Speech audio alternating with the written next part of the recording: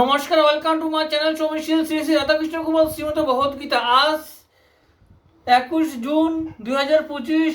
আমি শ্রীমদ ভগবত মহাপুরাণ প্রথম স্কন্ধ শ্রীমদ ভাগবত মহাত্ম্যের ষষ্ঠ অধ্যায়ের 24, 25, 26তম শ্লোক পাঠ করব। শ্রীমদ ভাগবত মহাপুরাণ কি জয়, শ্রী শ্রী রাধাকৃষ্ণ গোপাল শ্রীমদ ভগবত গীতা কি জয়। রাধে কৃষ্ণ, রাধে কৃষ্ণ, রাধে কৃষ্ণ।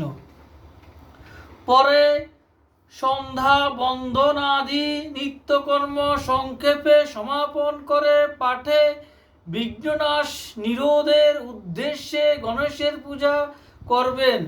তারপর পিতৃগণের তর্পণ করে নিজের পূর্বকৃত পাপের শুদ্ধির জন্য